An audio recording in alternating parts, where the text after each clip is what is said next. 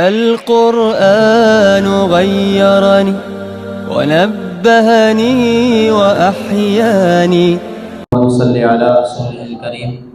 أما بعد فأعوذ بالله من الشيطان الرجيم. بسم الله الرحمن الرحيم. وإلى عاد أخاهم هودا قال يا قوم اعبدوا الله ما لكم من إله غيره. صدق اللہ العظیم. میرے معزز سامعین، آج ہم نے تراویح میں 12ویں سپارے کے پاؤں سے لے کر 13ویں سپارے کے نصف تک پڑھا ہے. اس کے اندر سورہ ہود بھی تقریباً سورہ ہود بھی ہم نے تلاوت کی ہے، اور سورہ یوسف، اور اسی طریقے سے سورہ رات کا کچھ حصہ.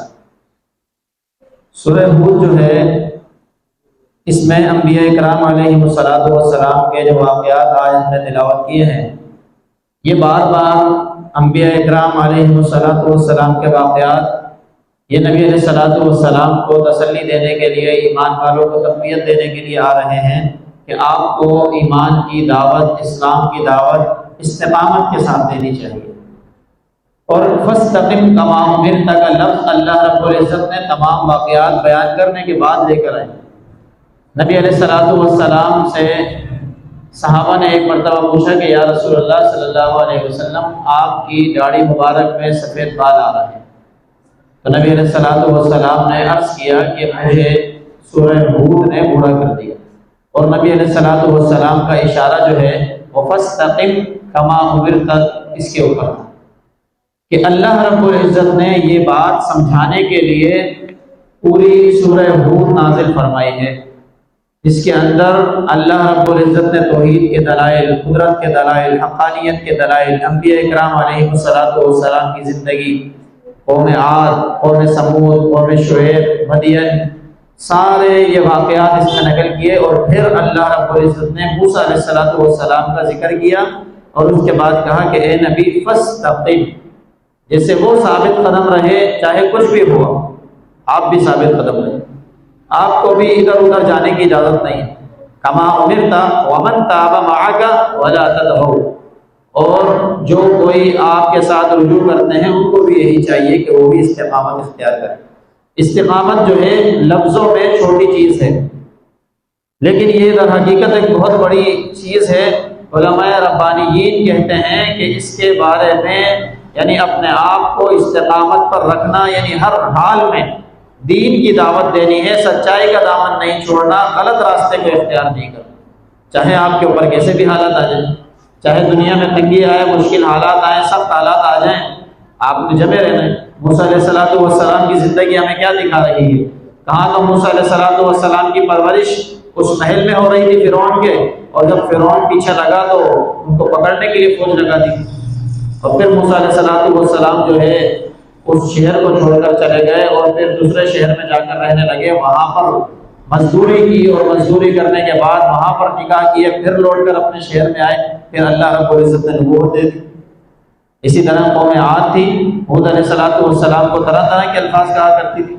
اسی طریقے سے قوم صالح علیہ السلام کی قوم، ان کو طعنہ یہ دیتی تھی کہ آپ سے تو ہم نے بہت امیدیں لگائی تھی، آپ کہاں چکروں میں پڑ گئے الٹے سیدھے.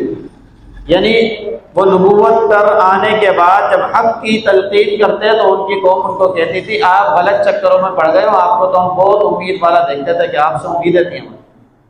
اسی طریقے سے موسیٰ علیہ السلام کا تذکرہ کرنے کے بعد اللہ رب العزت نے کہا کہ فاستقم کما امرت ومن تاب معک ولا تطغوا، اے نبی آپ بھی استقامت اختیار کیجئے، اور آپ بھی ان لوگوں کی طرح نہ ہو جائیے کہ جن کو اللہ رب العزت نے اس دنیا کے اندر رسوا کیا. اللہ رب العزت نے یہاں پر قوم لوط کا بھی تذکرہ فرمایا. قوم لوط نے اپنے نبی کی نافرمانی کی تھی، تو اللہ رب العزت نے ان کو کیسا پکڑا تھا؟ اللہ رب العزت نے آسمان سے پتھر جو برسائے تھے، ان پتھروں پر نشان لگے ہوئے تھے کہ فلاں پتھر فلاں غلط بندے کو لگے گا، اس کا نام لکھا ہوا تھا، یہ اسی کو لگا، اور وہ اس سے ہلاک اور برباد ہوئے. اللہ فرماتے ہیں کہ ہم ایسی سخت پکڑ کرنے والے ہیں. اسی طریقے سے ابراہیم علیہ السلام کا تذکرہ یہاں نقل ہوا. اور پھر اللہ رب العزت نے اس سورت کے آخر میں یہ حکم دیا کہ وَلَوْ شَاءَ رَبُّكَ لَجَعَلَ النَّاسَ أُمَّةً وَاحِدَةً، اللہ چاہتے تو اللہ سب کو ایک امت بنا دیتے. وَلَا يَزَالُونَ مُخْتَلِفِينَ، یہ کبھی بھی اختلاف نہیں کرتے. إِلَّا مَن رَحِمَ رَبُّكَ، اللہ جس پر چاہے رحم کر دے، اور اسی طرح اللہ نے خلقت بنائی ہے، آپس میں اختلاف ہوں گے دنیا کے اندر، ہر ایک کی طبیعت مختلف ہوگی دنیا کے اندر۔ اگر طبیعت مختلف نہ ہو تو پھر اللہ رب العزت نے جو انسان کو بنایا تو اس کی عقل کہاں گئی ہے؟ ملائک ہیں جو اللہ رب العزت کے حکم کے مطابق چلتے رہتے ہیں، ان کے پاس اپنی عقل نہیں ہے، اپنی طبیعت نہیں ہے۔ اللہ رب العزت فرماتے ہیں کہ ہم نے انسانوں کو بنائے اس لیے کہ مختلف طبیعت کے لوگ ہیں، اگر 10 بندے بیٹھے ہیں تو 10 کے 10 کی طبیعت مختلف ہوتی ہے۔ یہاں تک کہ اللہ رب العزت بتا رہے ہیں اگلی سورہ یوسف کے اندر کہ ایک ہی باپ کی اولاد ہے، لیکن کسی کی سوچ کیسی ہے اور کسی کی سوچ کیسی ہے۔ 12 بیٹے ہیں تو 12 میں سے 12 کی طبیعت مختلف ہے۔ جب ایک باپ کی اولاد کی طبیعت مختلف نہیں ہو سکتی تو دنیا کے اندر موجود لوگوں کی طبیعت کیسے ایک ہو سکتی ہے؟ اسی طریقے سے جب ایک گھر میں طبیعت اور سوچ مختلف ہوتی ہیں، اور تو اس طرح جو دنیا کے اندر مذاہب ہیں ان لوگوں کی سوچ آپ کے مذہب کے مطابق کیسے ہو سکتی ہے؟ اسی لیے مشکلات آئیں گی، مصائب آئیں گے، پریشانی آئیں گی، فاستقم، اس کے اوپر استقامت اختیار کیجیے۔ وَقُلْ لِلَّذِينَ لَا يُؤْمِنُونَ اعْمَلُوا، اور ان لوگوں سے کہیے کہ جو ایمان نہیں لاتے اپنی جگہ پر اپنے ٹھکانے پر عمل کرتے رہیں، ہم بھی عمل کر رہے ہیں، ہم تمہیں زور زبردستی نہیں کر رہے، لیکن اللہ رب العزت کے یہاں سے ایک دن فیصلہ ہو جانا ہے۔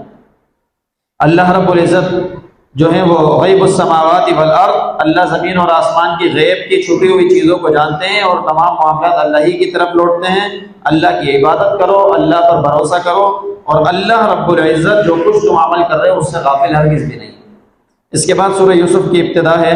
سورہ یوسف بھی مکی صورتوں میں سے ہے، اس میں بھی یہ بھی قرآن کی حقانیت کے اوپر دلائل قائم کر رہی ہے، اور توحید کے اس میں دلائل ہیں۔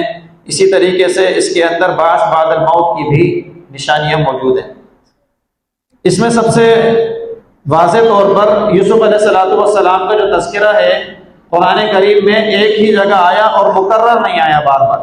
دیگر انبیاء اکرام علیہ السلام کے تذکرے تھوڑے تھوڑے کر آتے ہیں، اور جب سارے ٹکڑوں کو ہم جمع کرتے ہیں تب ہمیں بات سمجھ میں آتی ہے کہ یہ ہوا۔ لیکن یوسف علیہ السلام کا تذکرہ اللہ رب العزت نے پورے قرآن میں ایک ہی جگہ کیا، اس کے علاوہ کہیں چھوٹا سا ٹکڑا بھی اس واقعہ کا ذکر نہیں کیا۔ اور اللہ رب العزت نے خود کہا ہے کہ احسن القصص، یہ بہترین قصوں میں سے ایک ہے کہ جو ہم آپ کی طرف وحی کر رہے ہیں، اور آپ ان کو بتائیں، یہ واقعہ بھی اپنے لوگوں کو بتائیں، اس لیے کہ ان لوگوں کو نہیں پتا کہ یوسف علیہ السلام کس طرح ان کے ساتھ کیا کیا معاملات ہوئے تھے۔ آپ جب بتائیں گے تو یہ بھی اس بات کی دلیل ہوگی کہ یہ قرآن اللہ کی طرف سے۔ پھر واقعہ شروع ہوتا ہے، اور واقعہ یہ ہے کہ یوسف علیہ السلام کو اللہ رب العزت نے بچپن ہی میں خواب دکھایا، اور خواب میں یہ دکھایا کہ یوسف علیہ السلام کو 11 ستارے، سورج اور چاند یہ سجدہ کر رہے ہیں۔ جب یوسف علیہ السلام نے یہ واقعہ اپنے والد یعقوب علیہ السلام کو سنایا تو ان کو سمجھ گئے، کیونکہ وہ وقت کے نبی تھے، اور سمجھ گئے کہ اللہ رب العزت ان کو آگے جا کر نبوت دینے والے۔ انہوں نے کہا اپنا یہ واقعہ جو ہے، قصہ جو ہے، خواب اپنے بھائیوں کو نہیں سنانا، کیونکہ شیطان بہت بڑا دشمن ہے، شیطان جو ہے ان سے خیانت کروائے۔ پھر یوسف علیہ السلام نے جو ہے یہ واقعہ ان کو نہیں بتایا، لیکن یوسف علیہ السلام جو ہے، اور اسی طریقے سے ان کے بھائی بنیامین، یہ 2 بھائی تھے، اور ان کی والدہ فوت ہو گئی تھی۔ یعقوب علیہ السلام کی دوسری اہلیہ سے وہ الگ جو تھے، دوسرے بھائی تھے، اور یہ الگ تھے۔ تو یوسف علیہ السلام کی جو والدہ انتقال کر گئی تھی، اس وجہ سے یعقوب علیہ السلام کو بہت زیادہ ان دونوں سے محبت تھی۔ پھر اللہ رب العزت نے غیر معمولی حسن یوسف علیہ السلام کو بھی دیا تھا، اس وجہ سے بھی ان کے والد کو ان کے ساتھ زیادہ لگاؤ تھا۔ یہی وجہ بنی کہ ان کے بھائی جو ہے ان سے حسد کرنے لگے کہ ہمارے والد ہماری طرف توجہ نہیں کرتے، اور ہمارے بھائی کی طرف، دوسرے بھائی کی طرف زیادہ توجہ کرتے ہیں، اب ہم ایسا کیا کریں کہ ہمارے والد کی توجہ ہماری طرف آ جائے۔ انہوں نے میٹنگ بیٹھی، آپس میں ایک دوسرے سے بات کی، تو کسی نے کہا فلاں جگہ پھینک کر آتے ہیں، کسی نے کہا کچھ کرتے ہیں، کسی نے کہا قتل کر دیتے ہیں۔ ان کے بھائیوں میں سے ایک بھائی جو ہے وہ یوسف علیہ السلام سے جو محبت کرتا تھا، اس نے کہا دیکھو ایسا نہیں کرو، آپ قتل کر دو گے صرف اس لیے کہ ابا جان کی محبت حاصل کرنی ہے، آپ ایسا کرو اس کو کہیں دور کنویں میں پھینک کر آ جاؤ بیابان میں، کوئی اس کو اٹھا کے لے جائے گا، اس کی زندگی بھی چلتی رہے گی، ہمیں اپنے ابا کی محبت مل جائے گی، ہم کسی کے قتل میں تو شریک نہیں ہوں گے۔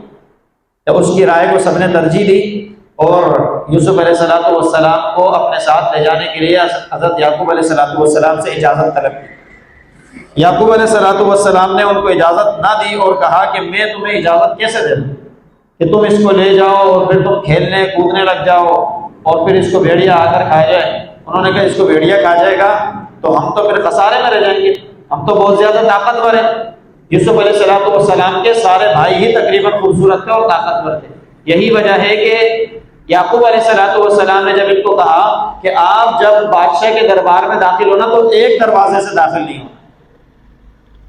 ایک دروازے سے داخل نہ ہونے کی وجہ یہی لکھی گئی ہے کہ جب آپ اتنے سارے نوجوان طاقتور حسین لوگ داخل ہو گے تو آپ کو ایسا نہ ہو نظر لگ جائے، ایسا نہ ہو کہ آپ جو کام کرنے گئے ہو اس میں خلل آ جائے، آپ کسی اور فتنے کے اندر مبتلا ہو جاؤ، لہذا الگ الگ داخل ہو۔ تو انہوں نے کہا کہ ہم اتنے طاقتور ہونے کے باوجود ہمارے بھائی کو بھیڑیا کھا جائے ہم تو بہت خسارے میں ہوں گے۔ پھر ان کے ابا جان نے ان کو اجازت دی، یہ چلے گئے اور وہاں جا کر کھیلنے کودنے لگ گئے۔ یوسف علیہ السلام کو کہا اور ان کے بھائی کو کہ آپ جو ہے سامان کے پاس بیٹھ جائیں۔ پھر ان کو کنویں میں ڈال دیا اور کنویں میں ڈالنے کے بعد رات کو جو ہے اپنے ابا جان کے پاس آئے، عشاء یبکون، رات کو کھانے کے وقت یہ پہنچے اور روتے ہوئے پہنچے کہ ہم نے تو فلاں معاملہ ہو گیا اور فلاں ہو گیا، فلاں یہ مسئلہ ہو گیا۔ تو یعقوب علیہ السلام نے ان کی بات پر یقین نہیں کیا اور انہوں نے خود بھی کہا آپ کو تو یقین نہیں آئے گا۔ پھر انہوں نے جو کرتا جھوٹا بنایا تھا، بھیڑیا جو بھیڑ ذبح کر کے اس کا خون کرتے کو لگایا اور یوسف علیہ السلام کا کرتا دکھایا کہ دیکھیں یہ واقعہ حقیقت ہمارے ساتھ ہو گیا۔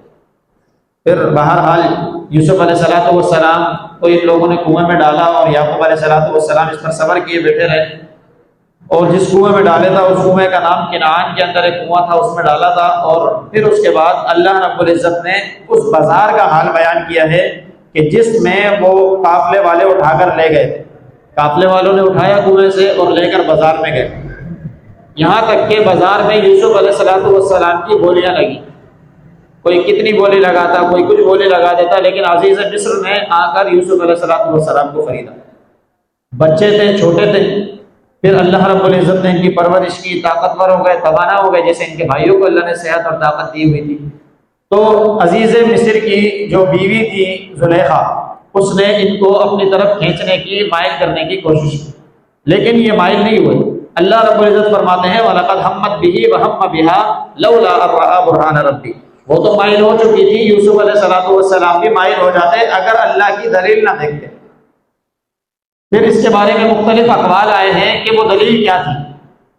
بعض کہتے ہیں کہ یوسف علیہ السلام کو اپنے والد یاد آ گئے تھے، بعض کہتے ہیں کہ جو ہے اس نے زلیخا نے دروازے تو بند کیے تھے لیکن اپنا جو بت تھا، جو بھی اس کے اوپر کپڑا ڈالا ہوا تھا، وہ کپڑا جیسے ہی گرا تو اس نے دوبارہ کپڑا ڈالا۔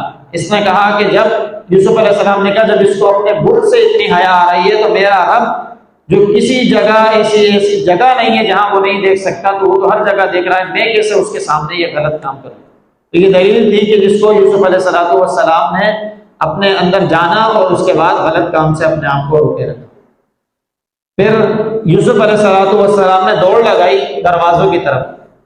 اس واقعے کی ہر چیز کے اندر نشانی ہے، عبرت ہے، وہ یہ کہ آپ کے پاس زندگی کے اندر جتنی تکلیفیں آ جائیں، پریشانیاں آ جائیں، اس پر صبر کرنا ہے، اللہ رب العزت ان آزمائشوں کے بعد ہی راحت لے کر آئیں۔ اسی طرح اللہ رب العزت اپنوں میں سے مخالفین بھی پیدا کر دیتے ہیں، اللہ رب العزت اپنوں میں سے مددگار بھی پیدا کر دیتے ہیں۔ اللہ رب العزت مخالفین میں سے بھی مددگار پیدا کر دیتے ہیں۔ اللہ رب العزت نے یہاں تک واقعہ جو نقل ہوا اس میں ایک اور گواہ بنایا، اور وہ تھا ان کے گھر کے اندر رہنے والا ایک شخص کہ جس نے کہا کہ میں بتاتا ہوں کہ سچ کیا ہے، کہ کون کس کو غلط بات کی طرف لے کر آیا۔ اور اسی دوران ایک اور چیز بھی ہوئی کہ یوسف علیہ السلام نے بند دروازوں کی طرف دوڑ لگائی، حالانکہ دروازے تو بند تھے نا، تالے لگے ہوئے تھے، تو انہوں نے دوڑ لگانے کا کیا مقصد تھا؟ یہاں پر بتایا گیا ہے کہ بندہ اپنی وسعت میں جو کچھ ہو غلط کام سے بچنے کے لیے ان اعمال کو اپنائے۔ انہوں نے کوشش کی، اللہ رب العزت سارے دروازے کھولتے چلے گئے، یہاں تک کہ عزیز مصر کو انہوں نے دروازے پر پایا۔ اپنی کوشش بندے کے ذمے ہے، چاہے اسباب نظر نہیں آئیں۔ اللہ رب العزت اسباب کی نہیں پوچھیں گے، اللہ رب العزت کوشش کی پوچھیں گے کہ آپ نے کیا کیا ہے۔ اگر وہ بھی کوشش نہ کرتے اور کھڑے رہتے تو پھر کیا ہوتا؟ کوشش کی یہاں تک کہ وہ اس بلا سے نکل گئے، اور پھر عزیز مصر کے سامنے اس کی اہلیہ نے کہا کہ آپ کے گھر والوں کے ساتھ جو شخص برائی کا ارادہ کرے اس کا کیا انجام ہونا چاہیے، اور پھر اس نے دلیل قائم کی کہ دیکھو اس نے میرے ساتھ کیا۔ ان کے گھر میں سے اللہ نے گواہ قائم کیا کہ دیکھو اس کا کرتا کہاں سے پھٹا ہے۔ اگر سامنے سے کرتا پھٹا ہے تو معلوم ہوا کہ یہ لڑکا خراب ہے، اگر پیچھے سے کرتا پھٹا ہے تو معلوم ہوا کہ لڑکا سچا ہے، اس زلیخا جھوٹ بول رہی ہے۔ کرتا جب دیکھا گیا تو کرتا تو پیچھے سے پھٹا ہوا تھا کھینچنے کی وجہ سے، تو پھر معلوم ہوا کہ یوسف علیہ السلام سچے تھے۔ یوسف علیہ السلام کو چونکہ وہ بڑے خاندان سے تھی، کہا گیا کہ آپ اعراض کریں اس کی باتوں سے، اور اعرض عن ھذا، اس کی بات سے اعراض کریں، اور اس عورت کو کہا واستغفری لذنبک، تو اپنے گناہ کی اللہ سے مغفرت طلب کر، تو ہی غلط کام کرنے والوں سے۔ پھر یہ ڈھڈورا پورے شہر میں ہوا کہ زلیخا بادشاہ کی بیوی نے اپنے گھر کے اندر ایک ملازم کو اپنے ساتھ غلط حرکت پر ابھارا۔ جب یہ واویلا ہونے لگا تو اس نے زلیخا نے ایک چال چلی کہ میں دکھاتی ہوں تمہیں میں نے یہ کیوں کیا تھا۔ اس نے چند دوستوں کو اپنے گھر پر دعوت دی، اپنے دوستوں کو، اور ہر ایک کے ہاتھ میں جو ہے وہ چھری بھی دے دی اور اس کے ساتھ کچھ فروٹ بھی دے دیے، اور یوسف علیہ السلام کو کہا کہ اب تم ان کے سامنے سے گزرو۔ یوسف علیہ السلام کسی کام سے نکلے تو وہ یوسف علیہ السلام کو تکتی رہی، یہاں تک کہ فروٹ کاٹنے کے بجائے اپنی انگلیاں کاٹ لی۔ ان سب نے کہا کہ یہ تو کوئی اللہ کا فرشتہ لگتا ہے، انسان تو ہمیں معلوم نہیں ہوتا۔ پھر زلیخا نے کہا قالت فذلکن الذی لمتننی فیہ، یہ وہ بات ہے جس پر تم مجھے ملامت کر رہی تھی، اب دیکھو تم نے اپنے ساتھ کیا کیا۔ ایک جھلک تم سے برداشت نہ ہوئی اور تم مجھے ملامت کر رہی تھی۔ بہرحال اس کے بعد یوسف علیہ السلام کو جیل میں ڈال دیا گیا، اس لیے کہ بہت زیادہ معاملہ شور شرابہ ہو چکا تھا اس معاملے کو رفع دفع کرنے کے لیے۔ یوسف علیہ السلام جیل میں رہے، یوسف علیہ السلام کے ساتھ دو لوگ اور بھی آ گئے، اور دونوں ہی نے ایک خواب دیکھا، اور خواب کو یوسف علیہ السلام کے سامنے ذکر کیا اور کہا کہ ہم دیکھ رہے ہیں کہ آپ اچھے آدمی، اور آپ کو ہم چاہتے ہیں کہ یہ خواب سنائیں، آپ ہماری تعبیر بتا دیں۔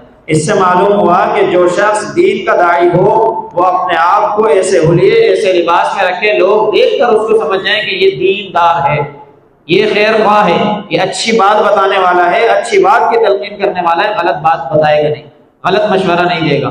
یوسف علیہ السلام نے ان کو نہیں کہا تھا میں آنے والے وقت کا نبی ہوں، کہ اللہ نے مجھے علم دیا ہوا ہے، بلکہ وہ تو سیدھے سیدھے جیل میں ان کے ساتھ داخل ہوئے تھے، اور حلیہ دیکھ کر، حیت دیکھ کر انہوں نے مسئلہ ذکر کیا۔ یوسف علیہ السلام کو جب بتایا گیا تو یوسف علیہ السلام نے کہا ٹھیک ہے، لا یاتیکما طعام، تمہارا کھانا بھی نہیں آئے گا اس سے پہلے میں تمہیں تمہاری تعبیر بتا دوں، لیکن اس سے پہلے ایک بات ذرا ذہن نشین کر لو کہ یہ بتاؤ کہ ایک اللہ کی عبادت کرنا زیادہ بہتر ہے یا بہت سارے معبودوں کی عبادت کرنا بہتر ہے؟ یہاں یہ بتایا گیا کہ جب بھی آپ سے کوئی مسئلہ پوچھنے آئے، کوئی بات پوچھنے آئے، پریشان ہو تو اس کو سب سے پہلے دین حق کی اور توحید کی دعوت دو کہ اللہ کی عبادت کرو، اللہ سے مدد طلب کرو۔ پھر اس کے بعد یوسف علیہ السلام نے ان کو بتایا کہ آپ میں سے ایک جو ہوگا وہ بادشاہ کو شراب نچوڑ کر دے گا، اس کے یعنی مددگار ہوگا، خدمتگار بنے گا، اور دوسرے کو سولی چڑھا دیا جائے گا اور اس کے سر میں سے پرندے نوچ نوچ کر کھائیں گے۔ یہ واقعہ پورا ہو گیا، اور جو بری ہوا تھا یوسف علیہ السلام نے اس کو کہا تھا کہ آپ میرا تذکرہ کہ میں ناحق جیل میں پڑا ہوا ہوں، عزیز مصر کو ذرا بتانا کہ مجھے اس سے رہائی دے دے۔ تو وہ باہر نکلا، اپنے عیش و عشرت میں مگن ہو گیا اور بادشاہ کی خدمت میں لگ گیا۔ جب وزیر بن گیا اور قریب ہو گیا تو اس کو کہا یوسف علیہ السلام یاد۔ اسی اثنا میں بادشاہ کو خواب آیا کہ 7 موٹی گائیں ہیں، وقال الملک انی ارى 7 بقرات سمان یأکلہن 7 عجاف، 7 موٹی گایوں کو 7 سوکھی گائیں، پتلی گائیں، دبلی گائیں کھا رہی ہیں۔ یہ خواب بادشاہ نے دیکھ لیا۔ اب سارے مجمع کے اندر بادشاہ نے کہا میں نے یہ خواب دیکھا ہے اور میرے وزراء جو ہیں جتنے بھی ہیں سب جاؤ اور میرے اس خواب کی تعبیر ڈھونڈو۔ کسی نے کہا بادشاہ سلامت یہ کوئی خواب نہیں ہے، یہ تو ابحاث و احلام ہے، ایسے خواب آتے رہتے ہیں، اس کی کوئی حقیقت نہیں۔ ایک نے کہا کہ جس کو یوسف علیہ السلام نے جیل میں خواب بتایا تھا، خواب کی تعبیر سچی ہوئی تھی، اس نے کہا میں ایک بندے کو جانتا ہوں۔ اس کو کئی مدت کے بعد یوسف علیہ السلام یاد آیا۔ اور اس نے کہا کہ میں آپ کو خواب کی آپ کے تعبیر بتا دوں گا۔ وہ یوسف علیہ السلام کے پاس آیا اور کہا یوسف ایھا الصدیق افتنا۔ یوسف علیہ السلام کے پاس آ کر ان کی تعریف کی، ان کی صفات بیان کی، یعنی جس کے پاس آپ کو کوئی کام ہو، کوئی مسئلہ ہو تو سب سے پہلے جا کر عزت اور تکریم کے الفاظ اس کے لیے کہیں، تبھی آپ کا مسئلہ صحیح ہو سکتا ہے۔ اگر آپ جا کر ٹونٹ کریں، تانا کریں اور کہیں کہ جی آپ کام کر سکتے تھے آپ نے نہیں کیا، تو اس طرح پھر کام نہیں بنتا۔ قرآن کی تعلیم یہ ہے کہ جس کے پاس جا رہے ہیں اس کی تعریف پہلے کرنا ہے۔ یوسف ایھا الصدیق افتنا فی 7 بقرات سمان۔ اے یوسف، سچے یوسف، آپ سچے ہیں، میں تو جھوٹا نکلا، میں نے آپ کو جا کر بلا دیا تھا، بہرحال میرے سے غلطی ہوئی ہے، آپ میرے مسئلے کے بارے میں مجھے بتائیں۔ بادشاہ نے یہ خواب دیکھا۔ یوسف علیہ السلام نے کہا کہ آپ کے خواب کی تعبیر یہ ہے کہ آپ کے پاس بہت سارا غلہ زمین کے اندر ہوگے گا، آپ اس غلے کو جتنا کھاؤ اتنا نکالنا، باقی چھوڑ دینا۔ پھر اس کے بعد اس میں سے جب قحط سالی کا زمانہ آئے گا تو اس میں سے ذخیرہ اندوزی بھی کر رکھنا، قحط کے زمانے میں جب پوری دنیا کے پاس کھانے کو نہیں ہوگا تمہارے پاس یہ ذخیرہ کام آئے گا۔ یوسف علیہ السلام نے یہ تعبیر بتائی۔ جب بادشاہ کے پاس یہ تعبیر پہنچی تو یوسف علیہ السلام نے کہا تھا کہ آپ میری بات اب ذرا جا کر ضرور کر لیں۔ اس نے جا کر یہ مسئلہ دوبارہ اٹھایا کہ یہ تعبیر میں نے فلاں بندے سے پوچھی ہے جو جیل میں ہے، ناحق جیل میں۔ یوسف علیہ السلام کو بلایا گیا۔ یوسف علیہ السلام نے کہا میں ایسے نہیں آؤں گا جیل سے باہر، مجھے جیل سے باہر آنا مقصود نہیں ہے، پہلے میری برات کا اعلان کروایا جائے، وہ جو مسئلہ ہوا تھا عورت والا وہ پوچھا جائے کہ کس نے غلط بات کی طرف کس کو مائل کیا تھا۔ یوسف علیہ السلام کا جب یہ مسئلہ اٹھا تو پھر ساری بات تو واضح ہو چکی تھی، قرآن یہی کہہ رہا ہے الآن حسس حق، اب تو حق واضح ہو چکا تھا، لوگوں کو پتہ لگ چکا تھا کہ یوسف علیہ السلام تو غلط نہیں ہے، وہ عورتوں والا معاملہ بھی ہو گیا تھا۔ اس نے کہا کہ انا راودتہ عن نفسہ، کہ میں نے ہی یوسف کو اس کے نفس سے پھسلانے کی کوشش کی تھی، یوسف تو بیچارہ معصوم تھا۔ تو یوسف علیہ السلام کی برات کا اعلان ہوا۔ پھر بادشاہ نے چاہا کہ یوسف علیہ السلام کو جب اتنا اللہ نے ان کو علم دیا ہے تو ان کو کوئی وزارت دینی چاہیے۔ یوسف علیہ السلام کو وزارت دینے کا جب کہا گیا تو انہوں نے کہا دیکھو مجھے ادھر ادھر کی وزارت نہ دو، اجعلنی علی خزائن الارض، اللہ نے مجھے جو علم دیا ہے زمین کے خزانوں کا تو مجھے اسی کے اوپر حاکم بناؤ۔ معلوم ہوا کہ جس کے اندر اللہ نے جو صفات رکھی ہو اس کو انہی صفات کے متعلق ذمہ داریاں قبول کرنی چاہیے، اس کے علاوہ قبول نہیں کرنی چاہیے، اس کے علاوہ قبول کریں گے تو پھر نقصان ہو جائے گا۔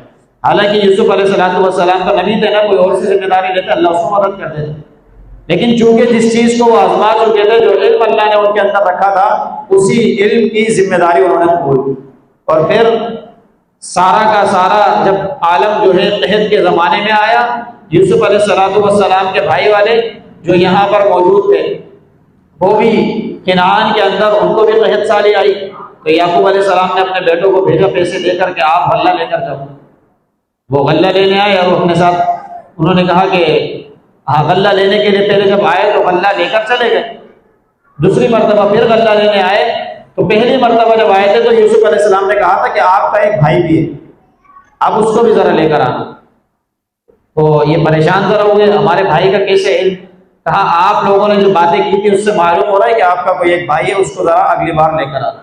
یہ جب واپس گئے پھر دوبارہ یعقوب علیہ السلام سے کہا کہ آپ ہمارے ساتھ جو بنیامین کو بھیج دیں۔ یوسف علیہ السلام کی بات پر جب انہوں نے یہ کہا تو یعقوب علیہ السلام نے کہا کہ آپ پر میں پہلے کی طرح بھروسہ کر لوں، پہلے آپ یوسف کو کھو چکا ہوں، میں آپ کے اوپر بھروسہ کرنے کی وجہ سے اپنے اس کے بھائی کو بھی کھو دوں۔ بہرحال اللہ بڑا مددگار ہے، اللہ بڑا بادشاہ، لے جاؤ۔ یہ لے کر آ گئے، کہا عزیز مصر نے کہا تو یعقوب علیہ السلام نے ان کی بات مانی اور لے کر آ گئے۔ دوسری مرتبہ جب یہ مال لینے آئے تو پھر وہی واقعہ ہوا، یوسف علیہ السلام نے اپنے بھائی بنیامین کو اپنے پاس بلا کر بتایا کہ میں یوسف، میں تمہارا بھائی ہوں، اور اعتماد دلایا۔ اعتماد دلانے کے بعد ان کے جو سامان وہ لے کر گئے تھے، بیگ وغیرہ تھا جو بھی تھا، اس میں اپنا کہا میں اس طرح کرتا ہوں، یہ تدبیر کرتا ہوں تاکہ آپ میرے پاس رک جائیں۔ بنیامین کو یہ بات پتہ تھی، باقی بھائیوں کو پتہ نہیں تھی۔ اس طرح یہ تدبیر انہوں نے بنائی کہ بنیامین میرا بھائی میرے پاس رک جائے۔ بہرحال جب یہ نکلنے لگے سامان لے کر، غلہ لے کر، تو آواز لگائی گئی کہ بادشاہ کا ایک گلاس ہے جو چوری ہو گیا ہے، اب کسی کو جانے نہیں دیا جائے۔ سامان چیک ہوا، سامان چیک کرنے پر پتہ لگا کہ وہ بنیامین کے تھیلے میں سے وہ نکل آیا۔ تو انہوں نے کہا کہ بھائی اب تو اس کو چوری کے بدلے میں یہ ہوتا تھا اس وقت کہ جس کے تھیلے سے جو چیز نکلی اسی کو روک لیا جاتا تھا، وہی قیدی ہوتا تھا۔ انہوں نے کہا دیکھیں ہم اتنے سارے آئے ہیں، کسی ایک کو روک لیں، ہمارے اس بھائی کو چھوڑ دیں، ابا جان بھروسہ نہیں کرتے ویسے ہی ہم پر۔ انہوں نے کہا نہیں، ہم خیانت کیسے کریں، جس کے بیگ میں سے جو چیز نکلی ہم تو اسی کو روکیں گے۔ اس کو روک لیا گیا۔ یہ سارے اپنے ابا جان کے پاس جب سامان لے کر پہنچے تو یعقوب علیہ السلام نے کہا مجھے معلوم تھا کہ تم یہ کر آؤ۔ انہوں نے کہا ہم نے کوئی خیانت نہیں کی ہے، یہ حقیقتاً ایسے ہوا، اس نے چوری کر لی۔ اور بعض بھائیوں نے تانا بھی دیا، اس نے چوری کی ہے تو کیا ہوا، فقد سرق اخ له من قبل، یعنی بنیامین نے یہاں چوری کی ہے، اس کے بھائی نے بھی پہلے چوری کی تھی۔ تانا دیتے ہوئے یہ بات کہی۔ یوسف علیہ السلام کے اس بات پر آنسو آ گئے تھے، بادشاہ کے مقام پر بیٹھے ہیں اور یہ بات سن کے آنسو آئے، لیکن بات ظاہر نہیں کی۔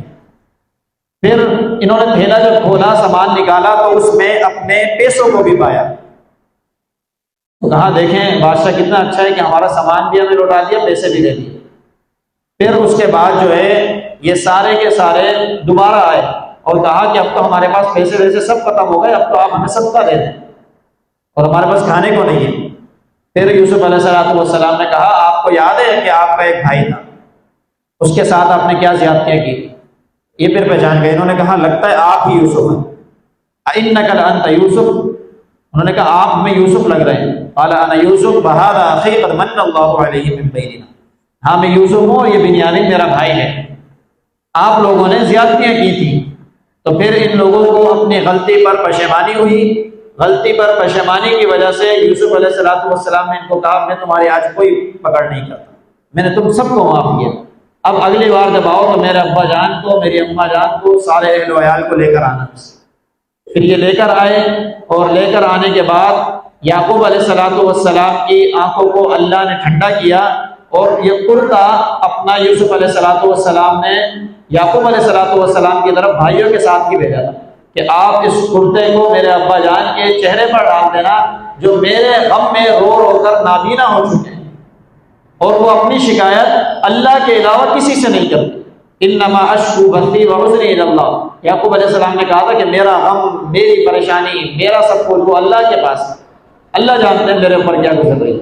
تو میرے ابا جان نے جو تکالیف سہی ہے وہ میں کرتا دے رہا ہوں، یہ میرے ابا جان کے چہرے پر ڈالنا، وجہی ابی یأتی بصیرا، میرے ابا کی آنکھیں واپس آ جائیں گی، بینائی واپس آ جائے گی۔ یوں ہی ہوا، اور یوسف علیہ السلام کے کرتے کو ڈالنے کی وجہ سے ان کے ابا جان کی بینائی واپس آئی اور یہ سارے مصر پہنچ گئے۔ مصر پہنچنے کے بعد یہ وہ بات تھی جو خواب اللہ رب العزت نے ان کو دکھایا تھا کہ 11 ستارے اور چاند اور سورج سجدہ کر رہے ہوں گے، 11 ان کے بھائی اور چاند اور سورج ان کے والدین، یہ ان کو سجدہ کر رہے ہیں۔ ورفع ابویہ، یوسف علیہ السلام نے اپنے ابا جان، اپنی اماں جان کو جو ہے تخت پر بٹھایا، علی العرش، وخروا له سجدا، اور پھر سارے جو ہے وہ سجدے میں گر گئے، یعنی سجدہ انحناء کیا، سجدہ تعظیمی جو بادشاہ کو کیا جاتا تھا اس وقت، کہ سجدہ انحناء ان کو کیا تعظیما۔ یہ عبادت والا سجدہ نہیں تھا، تکریم والا تھا، عزت والا تھا کہ آپ ہمارے بادشاہ بن گئے۔ پھر اس کے بعد جو ہے وہ ساری غلطیاں معاف کر دی گئیں، اور اس غلطیوں کے بعد یہ سبق اس صورت کے اندر ہمیں ملا کہ اللہ رب العزت چاہیں تو کسی بھی مقام سے اٹھا کر کسی بھی مقام پر پہنچا سکتے ہیں۔ کہاں تو نبی کے گھر میں پیدا ہونے والے سب سے خوبصورت اور حسین، اور کہاں یہ عالم ہے کہ تاریخ کنویں میں ڈال دیے گئے، کہاں یہ عالم ہے کہ مصر کے بازار میں فروخت ہو رہے ہیں، بولیاں لگ رہی ہیں، کہاں یہ عالم ہے کہ ایک عورت ان کو اپنے نفس پر پھسلا رہی ہے کہ یہ مجبور ہے، کہاں یہ عالم ہے کہ ان کو طرح طرح سے آزمایا جا رہا ہے، کہیں یہ عالم آ رہا ہے کہ ان کو جیل میں ڈالا جا رہا ہے اور جیل میں ڈال کر بھلایا جا رہا ہے، اور پھر اللہ رب العزت اس کے بعد ایسا تناور درخت نکال رہے ہیں کہ جو بادشاہ بنتا ہوا نظر آ رہا ہے۔ یہ اللہ رب العزت کی کاریگری ہے کہ جو اللہ رب العزت اس دنیا میں کرتے رہتے ہیں۔ اے نبی آپ پریشان نہ ہوں، آپ دین اسلام کے اوپر استقامت کے ساتھ لوگوں کو دعوت دیتے رہیں، جو مقام آپ کو اللہ نے دیا ہے وہ اللہ دے کر رہیں گے، چاہے کافروں کو کتنا ناگوار گزرے، چاہے ظالموں کو کتنا ناگوار گزرے، اللہ رب العزت نے یہ دین اس زمین کے اندر نافذ کرنا ہے۔ اس زمین میں نافذ کرنے کے لیے اللہ رب العزت نے تدابیر بنائی ہیں، آپ کو کافر کہیں کہ قرآن بدل دو، آپ کو کافر کہیں کہ آپ جھوٹے ہیں، آپ کو کافر کہیں کہ آپ جادوگر ہیں، آپ کو کافر کچھ بھی کہتے رہیں، جس طرح یوسف علیہ السلام کو مختلف مراحل سے گزارا گیا، القاب کہے جاتے رہے، لیکن وہ صبر اور ہمت کا پہاڑ بنے رہے، اللہ رب العزت نے ان کو کامیاب کیا، اللہ رب العزت آپ کو بھی کامیاب کر دیں گے۔ یہی اس صورت کے اندر ہمیں سبق ملتا ہے۔ دعا ہے کہ اللہ رب العزت خود مجھے بھی ان باتوں پر عمل کرنے کی توفیق عطا فرمائے، آپ تمام میں سے ہر ایک کو بھی عمل کی توفیق عطا فرما دے۔ وآخر دعوانا الحمدللہ۔ القرآن غيرني ونبهني وأحياني